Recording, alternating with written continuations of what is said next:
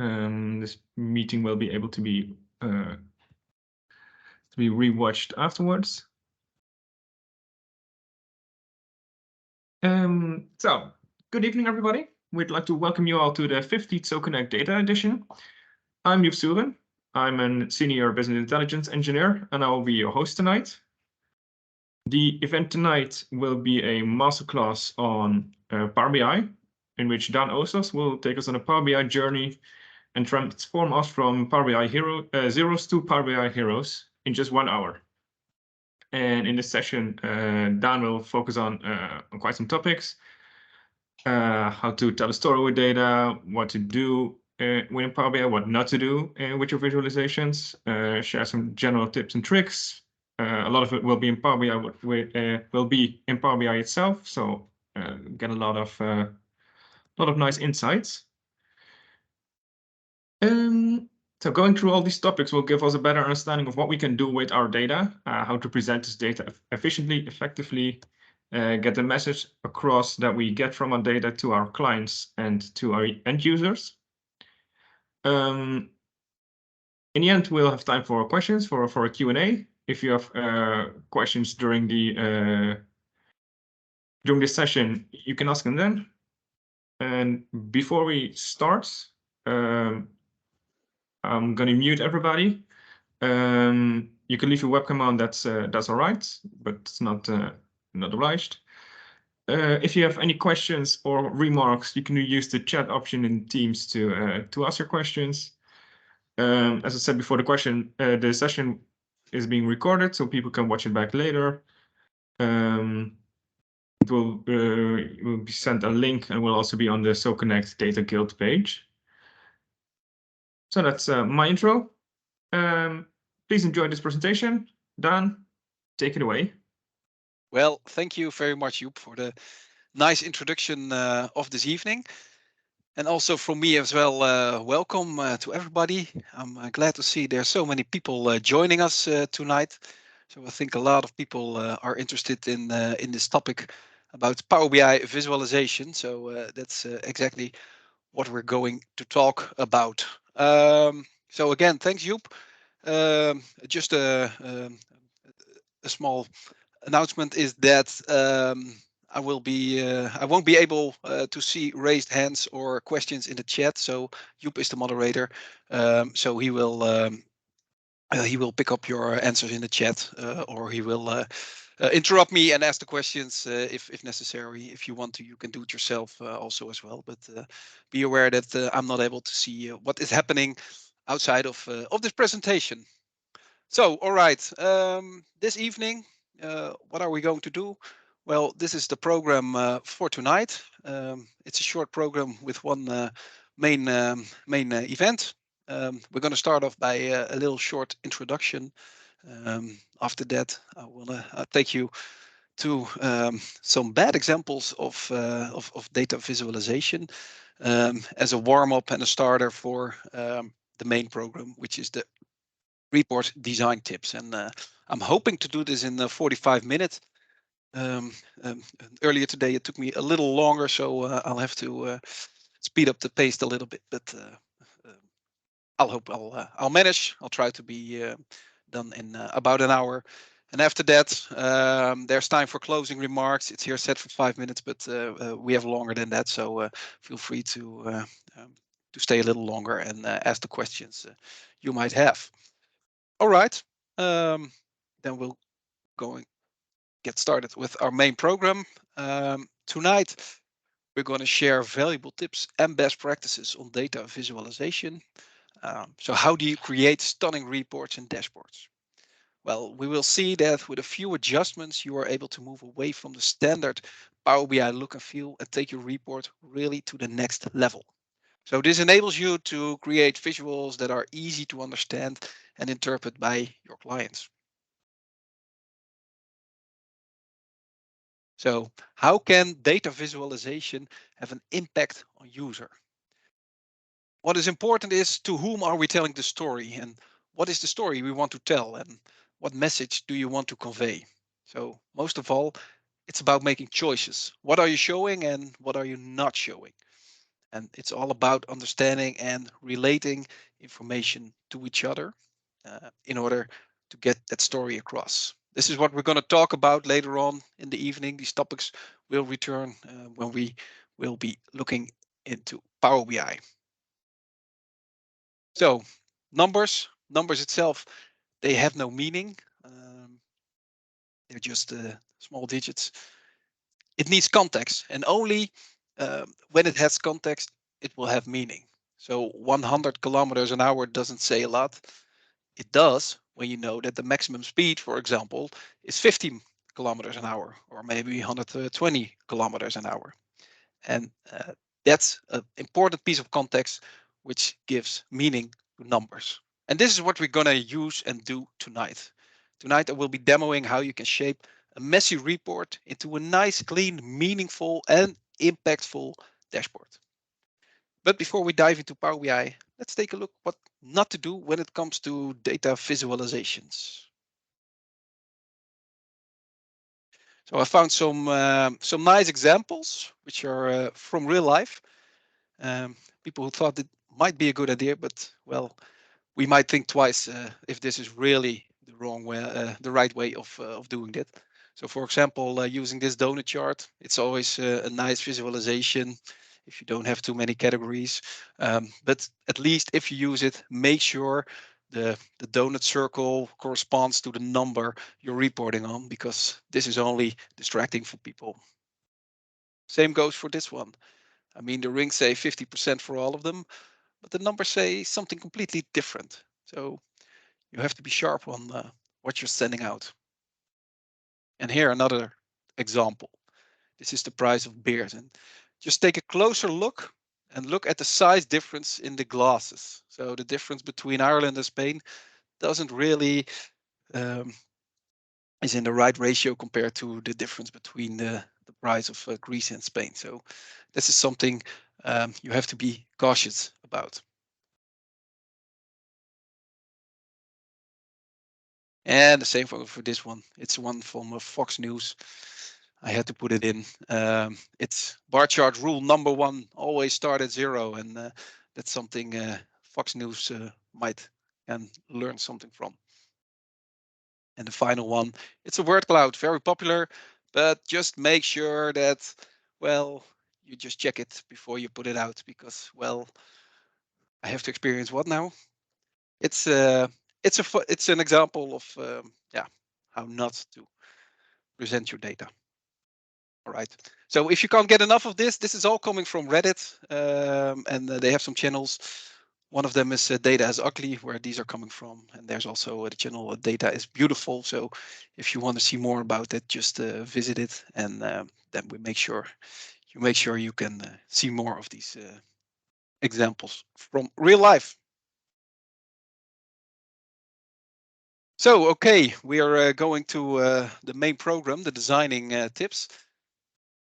So we think the dashboard and report design is after a matter of taste, but actually it's not. It's actually rule based. There are rules what you should do and what you shouldn't do. And lots of these rules that come from a theory, and lots of authors have written books and articles about it. And my favorite book, it's my Bible, is Stephen Few's Show Me the Numbers. It's about the perception of our senses. How does our brain work and process information? And how does it process what we see? That's the basic for good data visualization. He takes it from a psychological point of view, and he looks into things like pre-attentive processing, like detecting abnormalities, and Gestalt principles, what we think we see and what it actually is. And he took that as a basic for effective data visualization. It's a really must read if you ask me. So this theory has led to some rules we use nowadays, and these rules about data visualization and good dashboard design. And if you see trainings, if you read other books, if you do courses, you can see that a lot is coming from his thoughts and what he is thinking about data visualization. Of course, he also has his insights also based on other authors from the past. But yeah, I really like this book, and it's a really yeah, I really would recommend reading it if you're looking for something interesting to read for that matter. All right, so then it's time to do some data visualizations. We're going to do it in Power BI. I will stop sharing this presentation, and I will start sharing my desktop because we're going to do something in Power BI.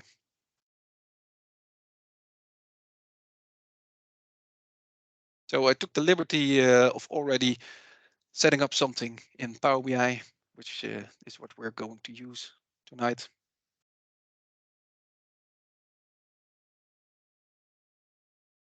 So I was mentioning some rules to create nice reports, to have reports that really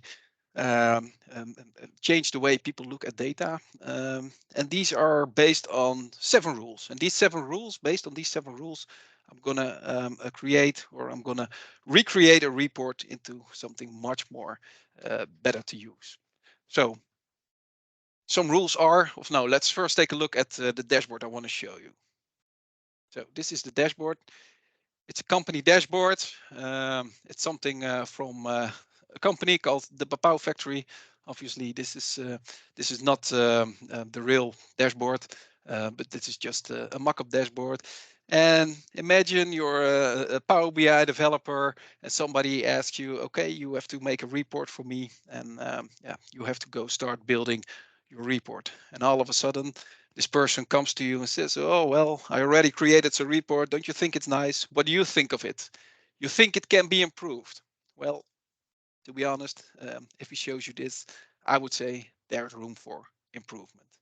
And that's what we're going to do this evening. We're going to take the 7 rules I just mentioned before, and by the 7 rules, we're going to reshape this dashboard into something which is a lot better, a lot nicer, and which can efficiently um, send the right communication for this dashboard. All right. So what are those rules? Basically, bottom line is choose your audience, keep it simple, be clear and consistent, prioritize your information, add meaningful context, use your colors wisely, and of course, pick the right chart. And in the next steps, I will elaborate on all of those rules and explain a little bit more about what we're going to do with those rules. So the first of the rules is choose your audience. People tend to put too much information in the reports, and the example you just saw is just about that. There's so much information. And to be honest, people can't monitor everything. So you have to make choices. In the dashboard you saw sales, you saw something about goods in stock, you saw something about employees. It's too much. So the advice is always divide and conquer. So create separate reports for your groups, departments, goals, or other purposes you have. So each group can be served with the information they need. And by reducing the focal errors, you can cut out a lot of superfluous information. So you should always focus on delivering the best solution. And you can do that by following these rules. So your client may think something else is best, or he has another request. But you, as a visualization expert, can say, "Okay, I think we have to do this better. And I know exactly how, and I'm going to tell you." So that, and last of all, what I really think is important is know your client's business. Know what is keeping him up all night. Know what his KPIs are. Know what is important to him. That always helps in building reports. So that's the first part of what we're going to do. So I'm going to take this dashboard here, and what I'm going to do is I'm going to create a little copy of it. So for each step, we can see what we actually changed. So I'm going to duplicate this one, slide it a little bit back. I'm just calling it step 1 because this is step 1. And then we're going to take a closer look of those audience which you saw here. And I just mentioned it before. Um, it, it, you might didn't notice because it's very you saw the dashboard only for a short time. But I took the liberty of highlighting the areas of expertise you see in this dashboard. So what you can see here, and it's marked green, it's all information about HR. It's about employees, it's about absences and sickness and those kinds of things, which tells more about people. Also marked in red, there's more about stock and quantities and those kinds of topics, which is completely different from HR. And the rest of the dashboard, which isn't highlighted, is more about sales. So we have sales, HR, and stock all in one dashboard. And therefore is the advice, divide and conquer. So choose which dashboard you're going to make. And that's exactly what we're going to do here. We're going to cut off all the pieces of information which is not used for our dashboard. And tonight we're going to focus on the sales part. So it's the central part. That's what we're going to use for the rest of this exercise. So that means that we're actually going to cut out all the other parts about HR and about stock information, so that we only are left with the sales information. So what we do is we're going to take the employees out. Oh, we're going to take this one out. This is all also employee information. We don't need that. We don't need that. And so that's gone.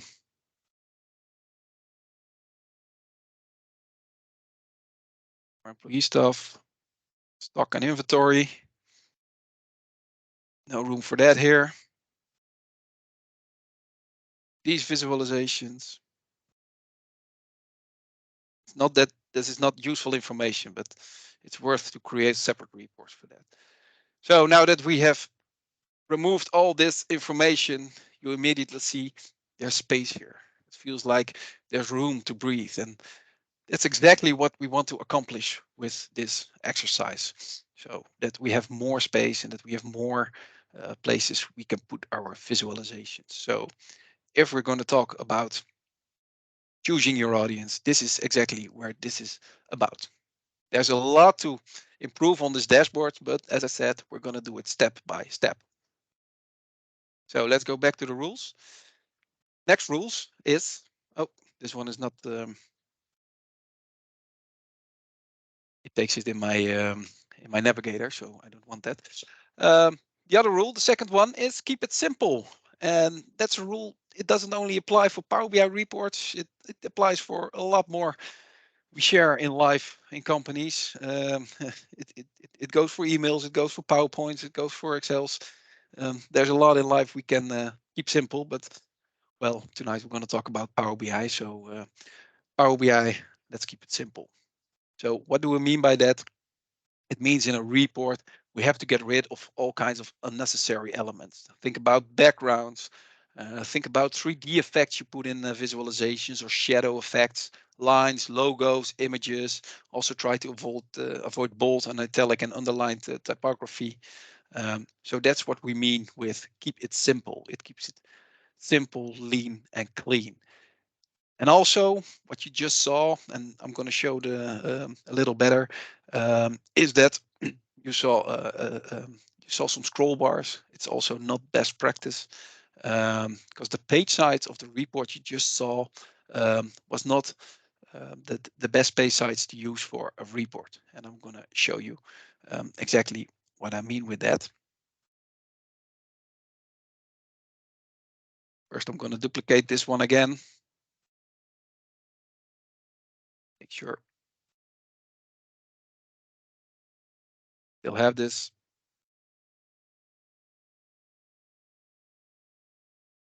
So this is the page you're looking at, but as you can see here at the right bottom, it's not set for a whole page view.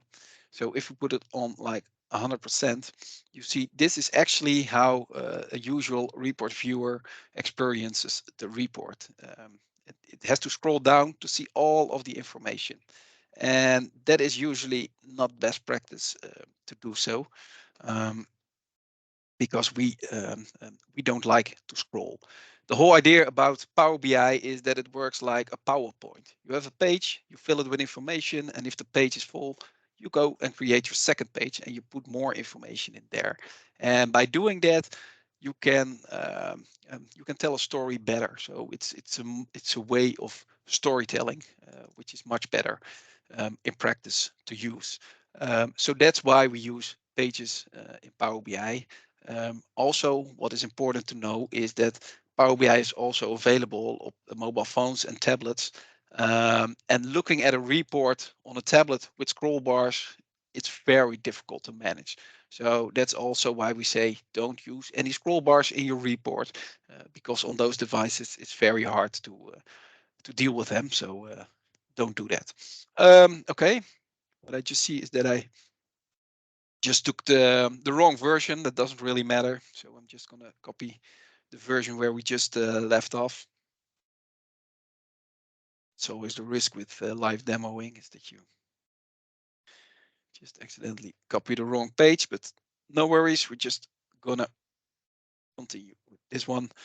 And what we're going to do now is we're going to adjust the page size because we want a regular page size. So what we're going to do is we're going to click on an empty part in our in our report. We're going to activate the format pane. When we have the format pane, we actually see here at the right side all the page formatting options we have. So here's the page information. It shows the name of the page and the type of page. And here the canvas setting is where we actually can determine what the size of the page is. So by default, it's best to use the 16 to 9 ratio, because the 60 to 9 ratio is the actual ratio of your monitor, of a screen, of the most regular screen. So that's why it's best practice to use that, so everybody can actually see that. What I also sometimes do, and that's kind of interesting, is what you see here with the height. It's 720 with 1280. And what you can actually do is also customize this. So when you put it custom, you say 720, 1280, you can also actually say, okay, I'm going to make the canvas a little bigger. So for example, I'm going to use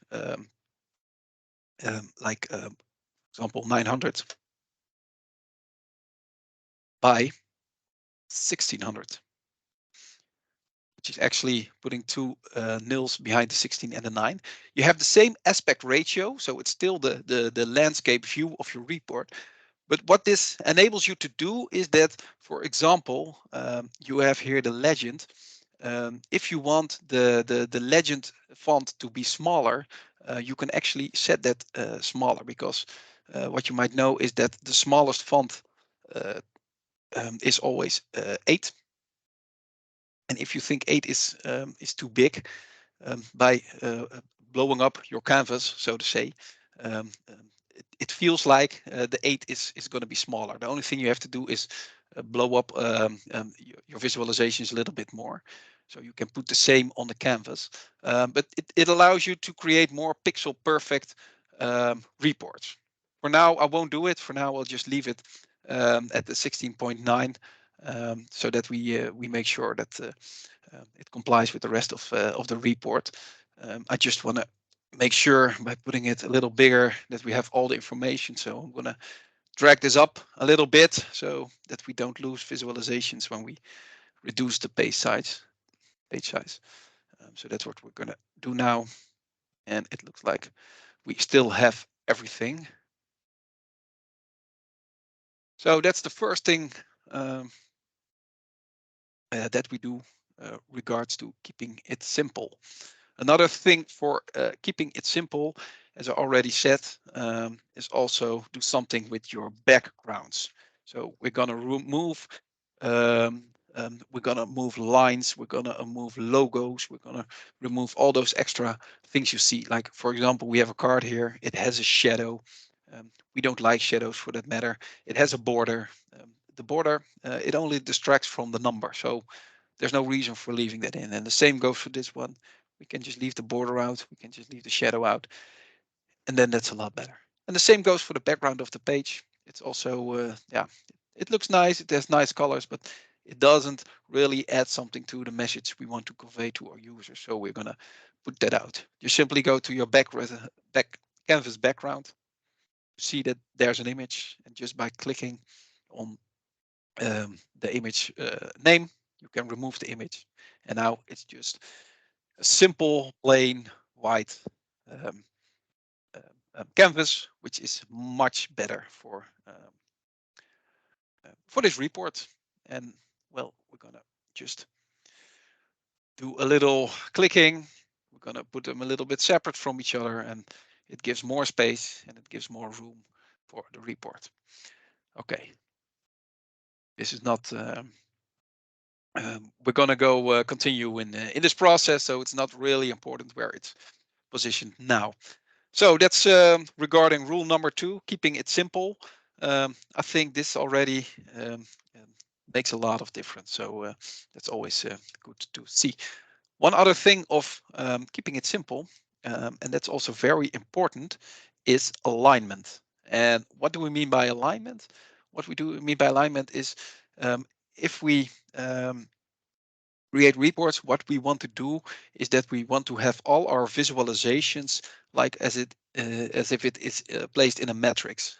So we want them all between virtual horizontal lines and vertical lines, so that they start at the same position at the left side, that they start at the same position at the top of these matrix panes, so that it looks very nice. So if you talk about persons about UI and UX, the first thing he's going to say is that alignment is very important. So for example, alignment, this is what I'm talking about. So you have to put your visualizations so that they always start at the same position. It's much easier for the eye. So that's always good practice to do that. So how can you do that? Well, the first thing you can do is, for example, when you go to view, you can select the grid lines of the grid lines, and when you select the grid lines, you actually see here these small lines. They help a little, but they don't help too much. So what I always do is I just create some lines within Power BI. It's just Power BI lines I have here, and that's what I use to create my report. And at a later stage, I can just simply remove them, but it still gives me the assurity that my visualizations are placed nice and neatly on my canvas. So I'm just going to copy these lines from here, and I'm going to put them here in my report.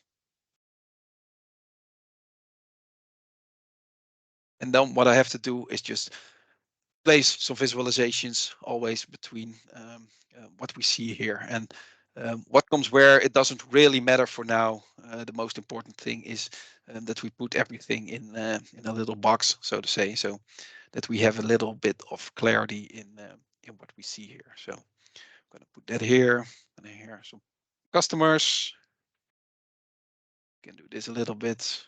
We're going to get to this a little bit later. I just put the year over there. So of course, this is not perfect, but it's a start.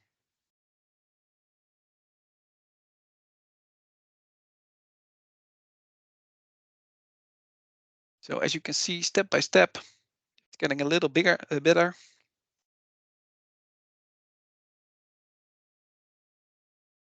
What you can actually do, you don't have to limit yourself to only one of these boxes. You can spread them over multiple boxes. That's not a problem at all. Main thing is that they start at the same position. That looks a lot easier on the eye. So this is fine for now. We'll get to this a little later to tidy it up a little bit more, but I would say for now this is quite good. And that concludes the part for this part of keeping it simple. All right. So then we go to our next rule, and the next rule is rule number 3, is be clear and consistent. And what do we mean with be clear and consistent? Well, that's a good question. With this, we mean really the consistency all over the report. So if you do something at one place, you have to do it at another place. And if you use a certain kind of visualization for some type of data, then you have to do that for all the same types of data. So if you have like categorical data, which you want to visualize, you have to put you have to use the same kind of visualization for all the same kinds of categorical data, so that it's consistent, so that people know what to expect when they look at your dashboard or your report. But we'll get to that part later about the same chart types. But also don't assume that users understand what's in your report. So that's why it's always important to use legends. If you have text, avoid abbreviations or at least explain them so that it's clear to people. And also be consistent in the type of graphs, as I also said, but also the titles of the graphs, the colors you use, the X labels, the font types, the slicers, etc., etc. It should be all be managed in a consistent way. And regarding graph titles, it's very important they are explanatory of what you actually see in the chart, so that if you read it, you know, okay, it's about this. And Power BI can easily create your own titles for your visualizations, but they are not always very explanatory for end users. So that's why it's better to spend some time about thinking, okay, what do we actually see here? What are these visualizations are actually called? So that's what we're going to do in the step of being clear and consistent. So we're going to copy the company dashboard again to get to our next step. Yep. With a lot of pages, sometimes it's difficult to manage this, but be okay. But this will be step 3. So one of the things we also see is, for example, we take the customers, there's no 1000 separators. So you just see 2929. And it's much more neat if you just use those separators. It's much easier to read. So the only thing you have to do is just click on this, and what you then see is it actually adds a little dot into the number. The same goes for this metric. There's no reason to show it with 2 decimals, so please avoid those decimals simply by just clicking at 0, or you can even choose to make this a whole number. It doesn't matter for this purpose, so that's something which is better to use in this case. Now, what do we also see? We see that, for example, this chart, it doesn't have title. We see that there is no legend. Of the legends for these 2 visualizations are at various positions. That's also very inconsistent. So you have to really take care of the consistency and change that. So, for example, if we look at the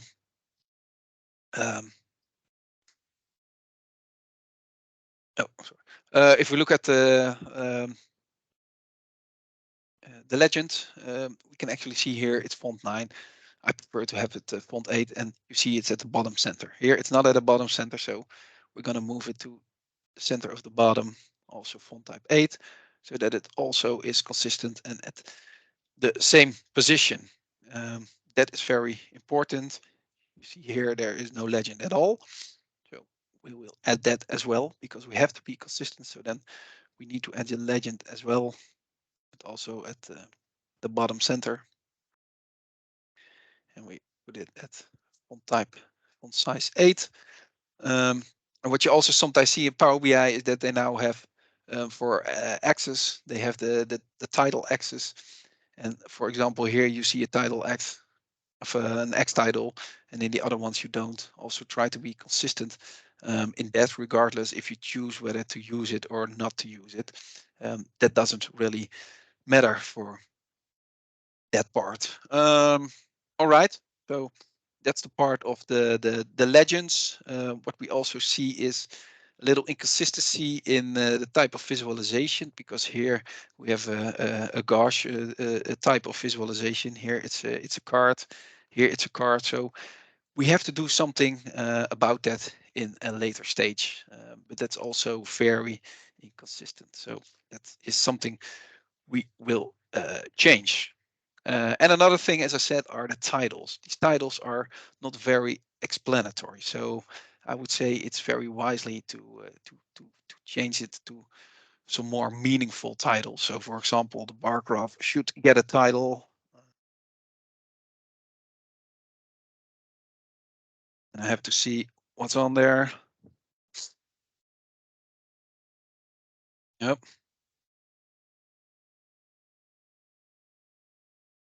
Also notice here is that there is a legend indeed here, but the legend is not the same as all the other ones. It has a title. We can remove that.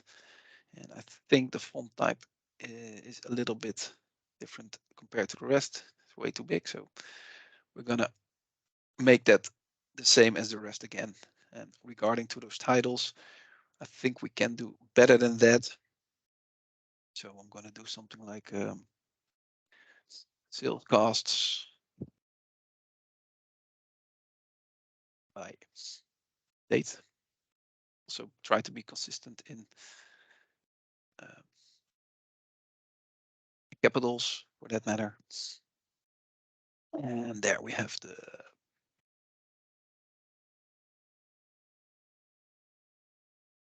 sales up products. We have here some revenue. Right. We have to do it the right way.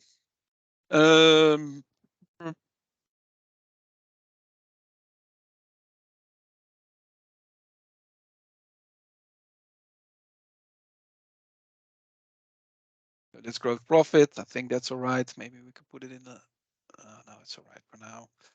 RPU. That's something not everybody knows what that's about. It's not coming from the title. It's actually coming from the measure name, but we can easily change it here into something more meaningful. Average revenue per user. People actually can understand that. So that's important. Let's see, what else do we have? This is the daily revenue. And what we see here as well, this is also very distracting, is the fact that this has some sort of data labels placed here, which are not possible to read. So we're gonna the data labels. We're gonna turn them off. So that's a little bit better. Well, revenue by date. We might call it the daily revenue.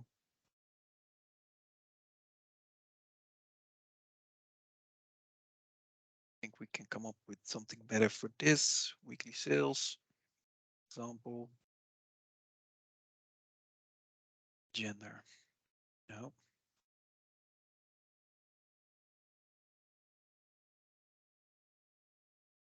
So it's not the most interesting thing to do, but it's an important step to take, because then we actually know the people using it, what it's about. Revenue by category. And this was not the right one. Daily sales costs and gross profit. So this looks a lot more like it. Well, so I think we have them all right now. So this does make a little more sense. What I also notice is that here the title is completely black, and here it's a more gray color. So we have to adjust that as well, so it's in line with the rest. So what we can simply do is we set it to default, and what happens when you reset it to default, it takes the font type which is generated at the template. The templates you can set here within Power BI. So if you click here, you have all these templates you can choose about, you can choose from. And these templates, what they have basically is the coloring of what you see, like the coloring of the visualizations and the font types. So the font types, the default font types of your visualizations. And that's something you can customize if you feel the need to. So if you want other font types for your cards of your KPIs and your tab headers, you can put that over here. You can change all that. It's actually a JSON file, and then if you want, you can actually make changes in the JSON itself. All right, so now that we have done that, it looks a lot better already. So that means we are going to the next step in our journey. So we're gonna come back again to the home page to see what step 4 is about, and this is about prioritizing information. And if we prioritize information, it means that we have to gonna determine what information, what visualization is important within the report and what is less important. Not all information is equally important, so we have to order it so that the most important information has the most prominent place on your page. So, as I said, not all information is equally important. And what we do in order to cope with that is we use a left to right and top to bottom reading order to create the report. And it's basically the same order as the same way as we read books. So it's not that surprising how that works. It's just like that. Go from left to right. And we start at the top left with the most important information, and we go with the less important information all the way at the right bottom. So that's the next step that we're going to do.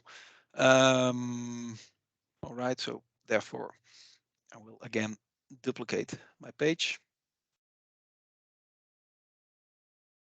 Always not the easiest way with lots of pages. I mean, it's nice that you can actually see the pages here, but you cannot move them around. So that's kind of a pity, but you have to do it this way. And we're going to go over to our next part of the journey. So what we're actually going to do is we're going to shuffle some information around, and this is a step. We're going to reshuffle it again in a few minutes. But one of the things that annoys me is the slicer, especially the date slicer, because it's not even completely visible. It's difficult to use like that, and it's in the way of the rest of my report. So what are we going to do? We're going to use a different kind of slicer. So if we look at the year, for example, we're going to change some slicer settings. So instead of a list, you can choose by a list, or you can choose a drop down. This is also an option, but again, a drop down on an iPad is also not very convenient. So that's why we choose to use a tile. And with these tiles, you just can click on it, which is very easy. Of course, we have to adjust the visual properties of the tile because we are not such big fans of the borders of these things. We don't need a background. Don't need borders in this thing. Let me see where I can find that. Over here, you can say top, bottom, left, right. This is a feature which is not so long. Usually it's just border yes, no, but now you can choose to only have a line. Why would you use that? Well, this enables you to create like some sort of tab-based look and feel. So if you, for example, only use the bottom and you make the line a little wider, it gives the feeling like it's a little tab, and it has a sort of tab kind of navigation. And the same thing you can do, for example, if you put it on the right side and not on the bottom, then you can say, okay, we're just gonna put tabs on the side of my page. So that's why they introduced that, and it's kind of a nice feature, and it gives you a way to customize your report just a little bit better. But for now, I'm just not going to do anything with that. I'm just going to make the font type the smallest there is. I'm just going to make this small, and I'm going to move it all the way over here. And the same thing I'm going to do with the months, because the months we need to be able to work with that a little easier. First thing we're going to do with all the menus open, I'm losing a little bit of the side here. First thing we're going to do is we shut down the header. We don't need that, and we're going to put this into a tile. And now we have this kind of tiles. This is not more useful than what we have, so we're going to just make it a little wider like that, a little smaller again, and the same goes for what the rest of this if it regards the border. So we don't want the border here.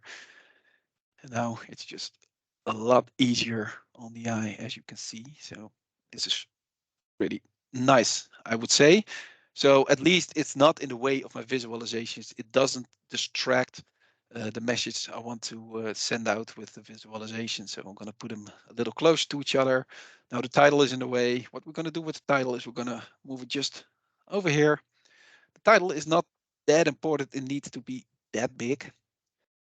So it's just like that. And we can make it sales dashboard, because we know what company we work from. So that's not important information. This information we can go without. And like that, your report is again much more clean. I mean, if we look at a few phases back, how we started, like step 2, I think it's already a big step forward. So the report is getting better, and it's getting better, and it's starting to look like a nice little report. Regarding the rest, well, we can change something. I mean, top selling brands is more important than the weekly sales by the custom gender. So that's why we're going to move those around. Well, actually, I think this doesn't need to be that wide. We can put this over here. Revenue by category is more useful than the top selling brands. So just like that, we can just recreate a report just a little bit more, and this looks a little bit more like it. I would say this is quite all right, actually. So yeah, let's use that. All right. So going for the next part, for the next step, which is add meaningful context, and that's something which I started off already in this presentation. Like the numbers, and the number 80, it doesn't mean anything if you don't know in a car how fast you can drive. And the same goes for this context in your dashboard. We see all these numbers, but what do they actually mean, those numbers? We need more context for those numbers, because we need to know if revenue is going up or down, because just the number revenue, it doesn't say anything. So that's something that we're going to work in this phase. So again, I'm going to duplicate my page. Getting easier now.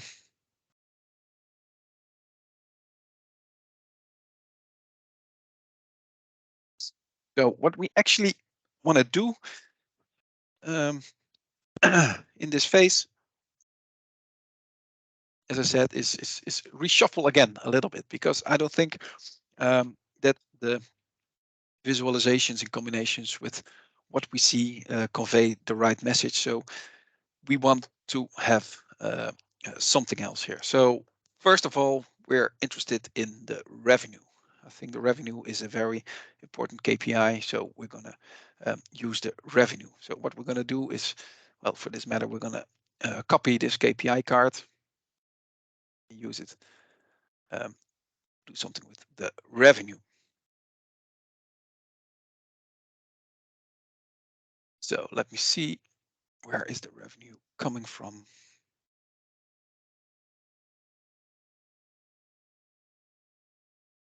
It's right over here. So this is the most interesting part of what, if we talk about the revenue. Yeah, so we see the slicer is moving. I think it can be a little smaller, this KPI card, because it's quite big and I want to put more information into it. So I'm going to resize the callout value, and let's make it something like that. 16, I think it's all right. The category label, we can make a lot smaller as well. So put like 9 now. So this should be sufficient, I would say.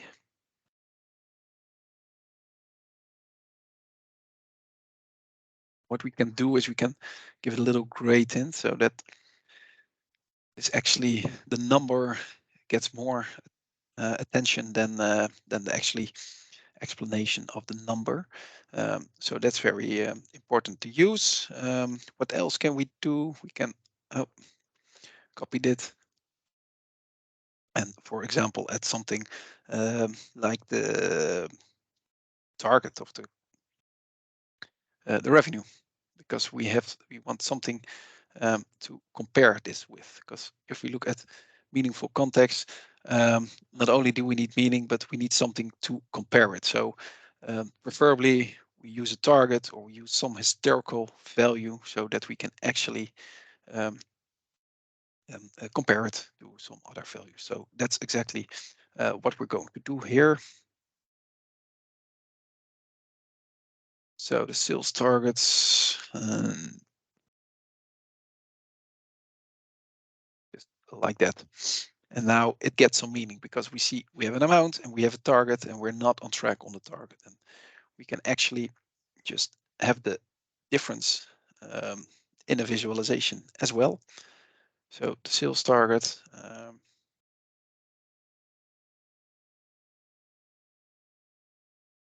and this is the variance, and I'm looking if we can use the percentage maybe. Yeah, that's nice. But what we have to do for the percentage is to make it a percentage format.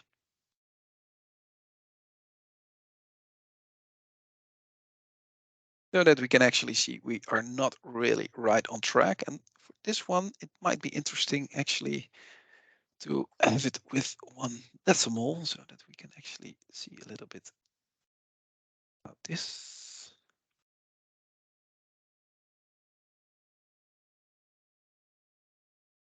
Yes, that's something what is done here.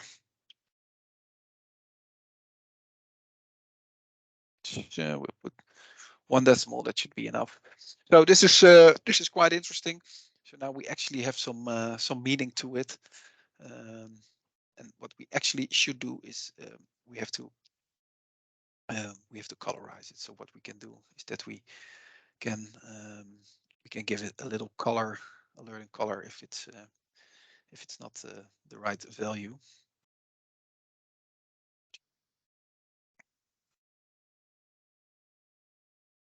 So now it's red when it's negative, and that's what we would like to see. So you see, we have a little bit of context. We know what the sales is, we know what the target is, and we now see immediately we are not right on track for the sales target. So that is quite interesting. We can now get rid of this visualization because it doesn't add anything to what we're seeing here. What else might be interesting? What is interesting is to see the historical part of the sales amount. So for that, we can have a nice visualization. For example, what I like to use for this one is the Sparkline. It's a custom visualization. Usually I don't recommend using custom visualizations because custom visualizations are made by external people. You don't know always how reliable these people or companies are. But there are some custom visuals which are okay to use because they are either certified by Microsoft or they're just decent companies behind it. So it's just be aware when you use, don't download just everything from the store if it comes to these custom visuals, because you don't really know what they are doing with your data. So then again, we have the sales amount. And we also want is something like a date. Let's make it a month. And what we have to do is cut off the interaction between this one and this one because we want to see the full year. So if we select a month, it's not interesting to see this change. So therefore, we have to edit the interactions so that it does not respond anymore to the month. And that means that you see here the change of the year all the time. So this is quite an interesting visualization at the moment. And I think this gives us good insights on what is actually happening. Yeah, I think that is okay for now. The same goes for this. We also want this just in a card. I'm just going to copy this card. It's a little bit quicker. And we're just going to put the gross profit in here because that's something we are definitely interested in. So there we have it. There's also something like the gross margin, which we see here, which is also very interesting to check.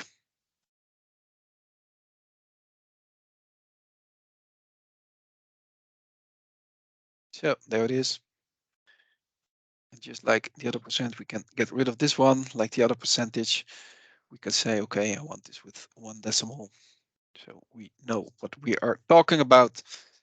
All right, so that is for this part. I think I will leave this for now. I can add a lot more, but as I see for the time, I have to start hurrying up a little bit. What I like to show is another visualization, which is very useful. I can maybe put customers over there. Just 1 sec. Plot value and the category label. I think it's 9.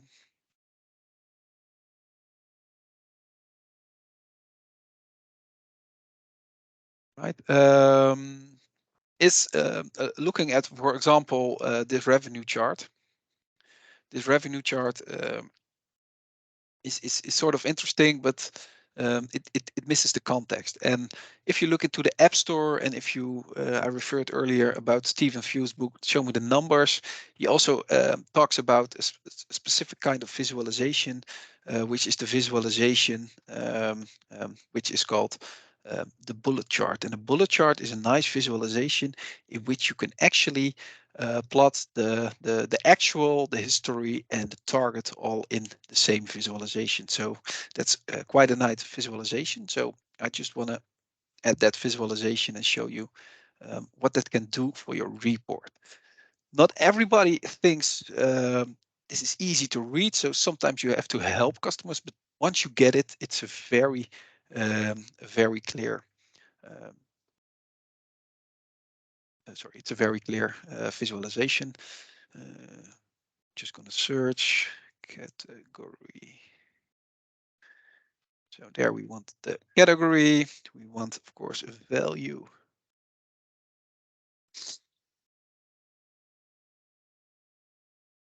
I think the sales amount. Of course, there's target value. Is the PJ circus amount. And there, I think, was something else. Oh, this is the Microsoft version. I actually wanted the other one, which is this one. Looked a little bit nicer, if you ask me. There's one from Microsoft and there's one from Office. So what you can see here, and I will remove the background. I will remove the states. So you see there, and now I can add my targets finally. The category targets.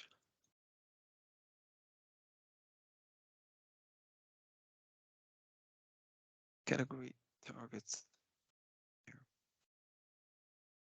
So now what you can actually see in this visualization is here you have a little bar, and this bar represents the sales amount, the history of the sales, and the target. So you immediately see if a target is met for a certain visualization or whether it isn't, it hasn't been met. So that is quite interesting. Just going to give it a nice name. So it's the title, of course, is not a very declarative. Revenue by category. So I would say this is quite all right. Oh, that's one we actually do need. So we can go without this one. Yeah. Okay, we're just gonna. One of the downsides of custom visualizations is that often you have to pay for those, and that's not always a problem, but it depends, of course, if if you're willing to spend money on that. So that's an important thing. All right, then there's another visualization I would like to show you, which is again, we saw already the Sparkline, but there's a lot more we can do with the Sparkline, which is interesting to show. So just quickly, we have a month, we have a category, we want to show the department. And of course, we have the sales amount again. Sales amount is key here. And what we now see here is that we have this all in a nice visualization. And again, we have to stop the interaction between those two. And once we do that, we can see that we have here a nice overview, and I will remove this one, of all the product categories and the historical development of these numbers. So that's quite an interesting visualization. Just to make sure, we need to have a decent title, if you ask me. So these are the revenue by department. We just said revenue. All right. So this gives this gives already a lot more context to the visualizations we have. So this is quite a good thing. Okay, I will leave that for now because we have two more rules we have to follow. The next rule on the list is choose your colors wisely. And if we talk about colors, the first thing we have to say is these are not decorative. Sometimes people say, okay, I like some color in my dashboard, but it doesn't help getting a message across. So that's why we say, okay, be very hesitant to use a lot of colors. Preferably only use gray colors and just use the reds, for example, to accentuate what is not going very well. So reduce the number of colors. And also another aspect of colors is that there are people who are colorblind and they perceive colors differently. So the regular red is not red for somebody who has a color deficiency, and the same goes for the green. So normally it's like signal warnings. Green is good, red is bad, but you have to take the right kind of green and red in order to make sure that people with this color deficiency also um, can view your report. And you can do that over here. Power BI also has now these accessible themes, as they call it, and these are colors where also people with color deficiency can see those at the right way. So that's interesting.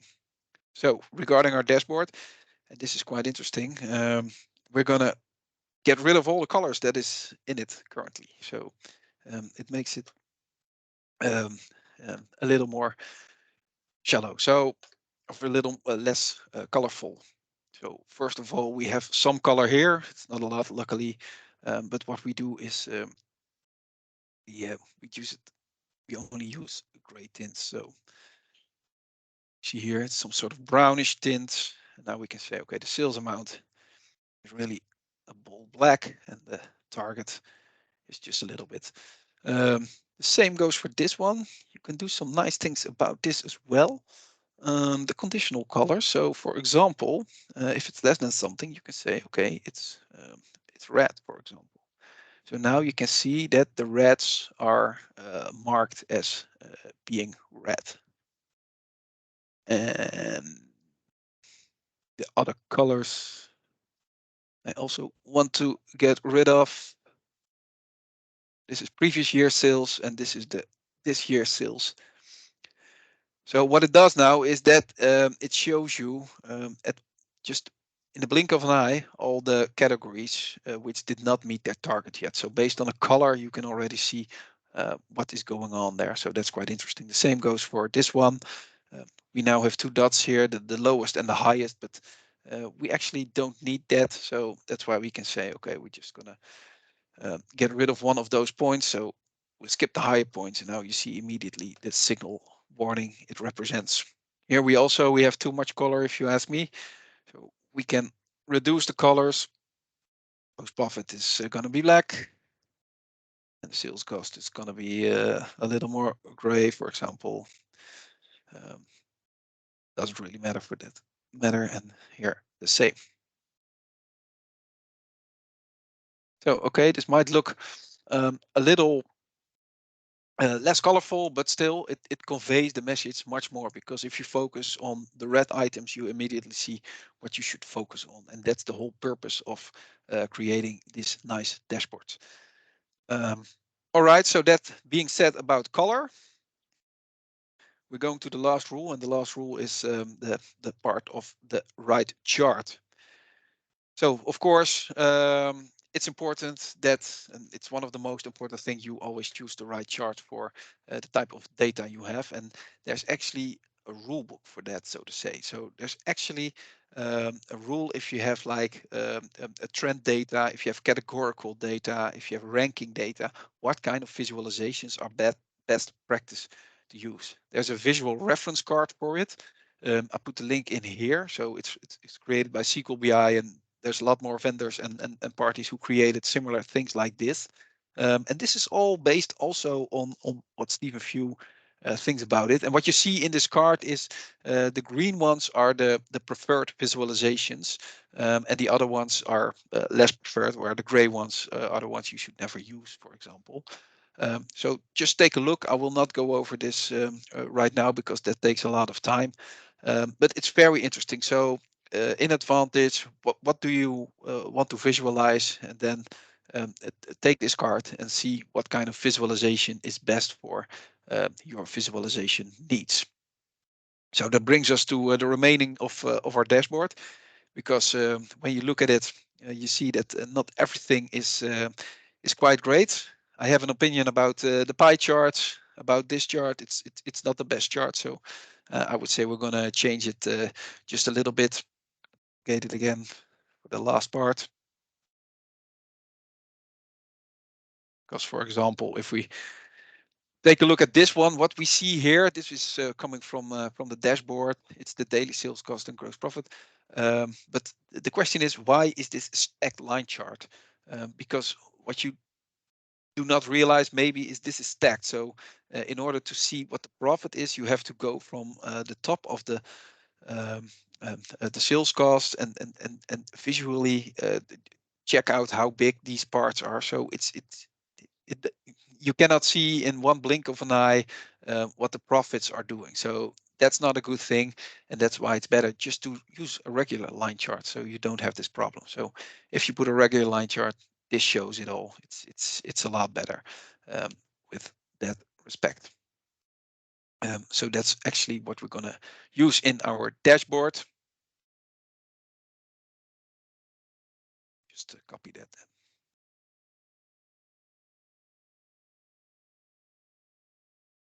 Just change it here. It's just a small click. And this is better. What we also see here is that this is not going very well. We want to see that just a little more dense to each other. So what we actually can do here is that we say this X is not categorical, it's continuous. And what you then see is that it's more what we expect of that, right? So then we have here the weekly sales by customer gender. Also, this visualization type, it's a stacked bar chart. Bar chart is not the best way for visualizing this. Why? Because again, for the females, they start at the bottom, but for the males, the starting point is not at the same position. So it's very difficult to see in a blink of an eye which category is better. Also, if you look at the Friday, it's very difficult to see if the male or the female have done more sales. So that's not the purpose of visualization. The purpose of visualization is that with one blink of an eye, you can see the difference between measures. So that's why it's better to just use a normal bar chart. And like that, now you can see that on a Friday, the females have sold more goods than the male persons, so to say. I have to mention that this example, I don't think today is the best example what you should use in your reporting, but this is just for demonstration purposes only. All right, and then here's the nicest one. I think not. It's a bar. It's a pie chart, and if you look at the theory, there is never a good reason to use a pie chart. A pie chart is one of the poorest types of visualization there is. You might use it when you have two categories, like if you have agree or disagree, or the deviation between males or females, then it shows. Um, it's okay to show, but in general, if you look like a visualization like this, you cannot get any information out of a pie chart. You can, but then you need like all helping tools, like the tooltips or extra things you have to take extra effort in order to see which category is bigger. Because if you look at those two categories, you have to hover over to see which one is bigger, and that's not the purpose of a chart. It should be clear in one blink of an eye, as I mentioned before. So it's easy to say for each pie chart, you can replace it simply with a bar chart. And when you do that, immediately have a clear overview of the best selling products. So that's what you should use for that matter. Last example is this. We are looking at sales over time. And when we look at measures over time, we don't use bar charts. Usually we use line charts. They are specially made for it. And here also we want to get rid of the data labels. So we have to apply that now in our dashboard. And then the dashboard is really what it should be. So if we go to the customer gender, we already mentioned that we want to change that. This is more clear then. We're going to make a bar chart out of the pie chart. Just like that. And also over here, we are going to create a line chart. And the good thing of a line chart is that it's much easier to make it a little bit more dense or a little spread out. So that's a good thing. So that is the last rule. So what we now have to do is just make it a little bit more nicer. So make sure that these things, and we can really use these frames we've created. We have to make sure everything starts at the same position, same height, same length, so that it looks the best for everybody. And once we do that, at the end, can get rid of our lines, which are only there to help us for this report, and that is what creates a completely different report, but a report which is much better in order for sending out message. To be honest, it's not finished yet.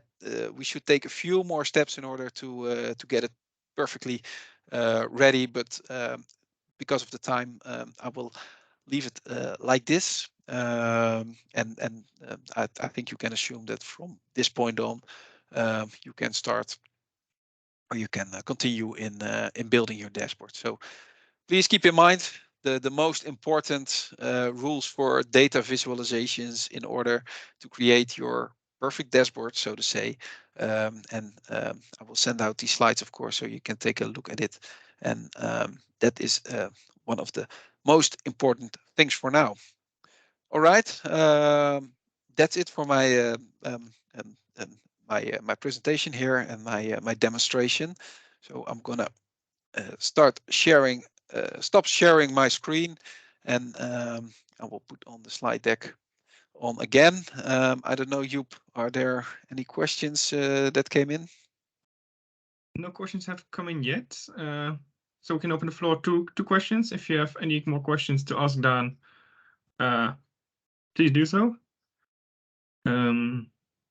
While we wait for maybe some questions to get in, I have one for you, Dan. What would you recommend people who want to do more with Power BI to do, except of course rewatch this fabulous presentation you just gave?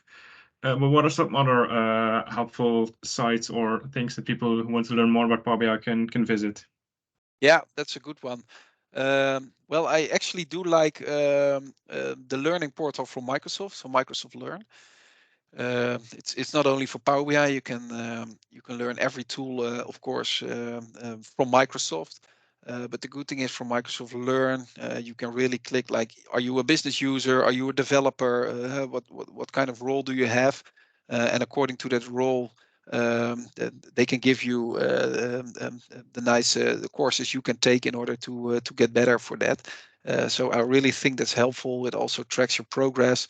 And in some cases, for example, if you work on a MacBook, Power BI Desktop doesn't work. They have lab environments so that you can still experience Power BI in a lab environment. And I think that's also very nice. Next to that, of course, there's on YouTube Guy in a Cube. They are very good. Data Goblins, Razakat, I think is one of is the name of the site. There's a lot of sites which are very good in that. And yeah, what I also like, if it's really about the visualization, that does nothing have to do with the tools per se. It's books like Stephen Few about showing the numbers and more of his readings. They are really helpful in the art of data visualization. And as I said, it's not so much about the tools. It's more about the concept of data visualization. But yeah, in my opinion, it's a very strong and helpful book. So I think those are quite some interesting references for the matter. And of course, YouTube. If you search YouTube, you can find everything you want to know. Of course. Nice. You're with this answer. You already answered a question that came in from Rolf about the title of the book. So I already posted it in the chat, so people can look it up later as well. Yeah. We got a question from Kevin. Do you think custom themes and designs using HTML and CSS can help bring out the art of visualization in Power BI? Wait, can you repeat it one more time? Yeah, sure. Do you think that custom themes and Yeah. designs using HTML and CSS help to bring out the art of visualization in Power BI? That's a good question. I think if it helps you in conveying the message a little better, then I think it might help. To be honest, I don't have a lot of experience in using HTML and CSS within Power BI. But what you can also one of the things you can also do is, like for example, using Power BI embedded, where you have your own custom application and you only use the visualization part in order to use it um, to enhance your custom application. So I think that's that question really depends on what the main goal of that is. I hope that kind of answers your question. Let's see if Kevin. Let's see if Kevin is gonna respond to it. We got another question from Andy. Is there a limit to the number of visuals you should have on one page? Yeah, that's always a good question. And because on one part, there's of course the user experience for having not too much information on a page.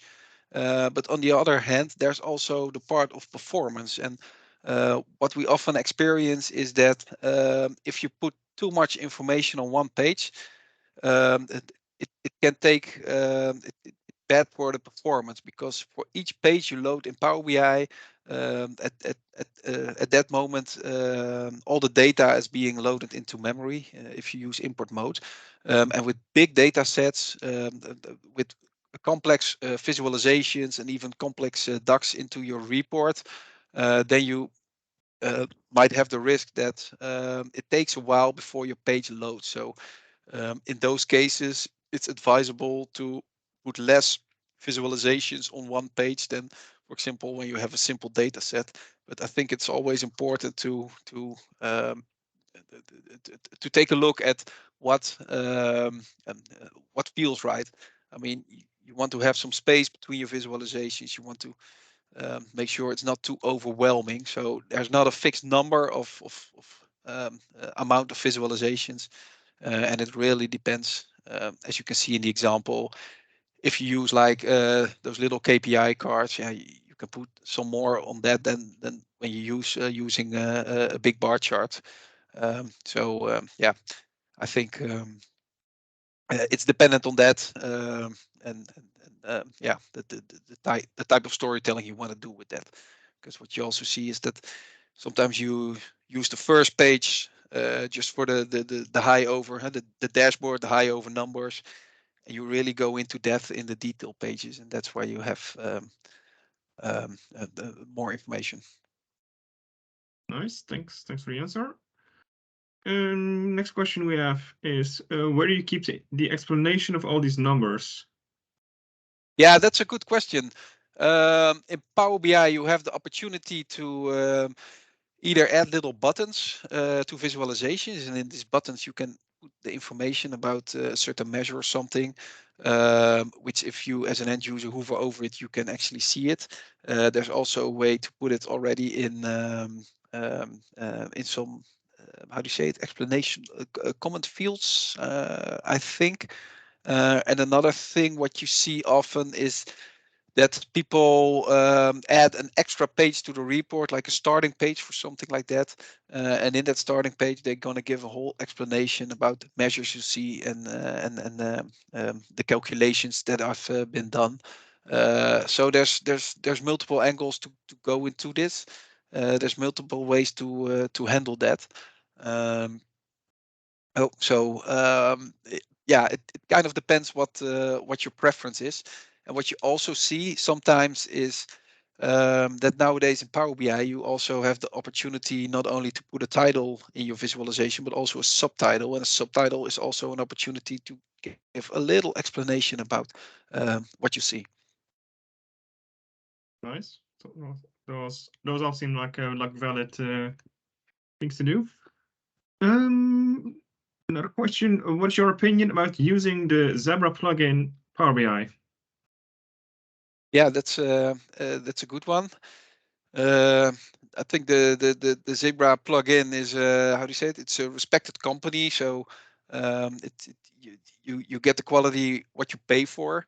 So that's a good thing. I think you should really assess in front what does it provide to you, and does that answer the questions and the needs I have for a certain visualization. There's alternatives on the market like Charticulator, for example, and Charticulator is something where you have to build it yourself. So you need to be a little more technical experienced. But if cost is an issue, then that might be a problem. But of course, when you build it yourself, you have to maintain it yourself and you have to update it yourself. So then, of course, using like the custom visuals from Zebra, yeah, might become in handy. So yeah, it really depends on the situation for that. But in my experience, it's a reliable organization and a reliable plugin to use. Can you give a very short explanation what the plugin actually is for those not knowing? Oh, the Zebra BI. Yeah. Yeah, it offers a lot of extra how do you say it, functionalities. And if I'm not mistaken, it's Just a second. wait. Can somebody mute? Yeah, I muted him. Yeah, thanks. What it usually has is, and I have to do it by head, but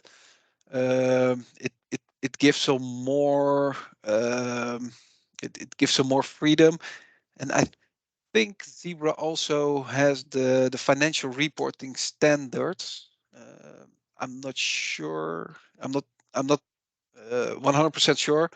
I have to look it up exactly what are the use cases, but there are a lot of visualizations that Zebra BI offers, which are not in the standard package of Power BI. Nice, thanks. And don't see any more questions coming in. So unless somebody posts one now, we can go to the end of the presentation. Yep. Yeah, no takers. So let's go to the end of the presentation. So first of all, of course, thank you very much, Dan, for giving us this wonderful presentation. It was a really, really interesting one. covered a lot of topics. Yeah, but very clearly. So oh, that's the wrong one. I wanted to give you a little applause button. Yeah, there we go. So yeah, thanks from me and from I guess all of our guests. Yeah, let's go to the to the after part of the presentation. If you want more of these sessions, there's a lot of meetup sessions happening. So this is the current session we have at the moment.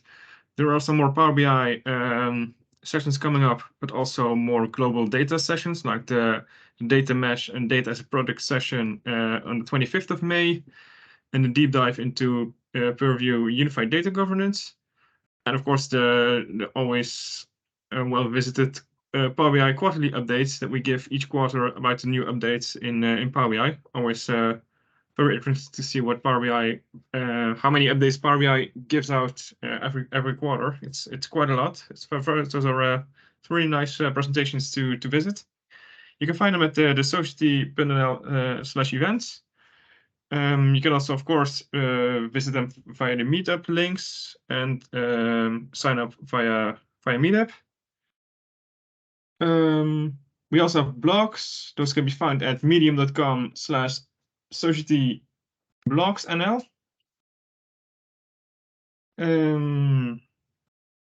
Exactly, over here. And if I'm correct, that's the last one. So I'd like to thank you all very much for attending this presentation. Once again, Dan, thank you very much for giving the presentation. And we hope to see you again very soon at one of our many other presentations. And enjoy the rest of your evening. You're welcome. Thanks for attending all. If you have any comments or replies, just leaving them in the chat.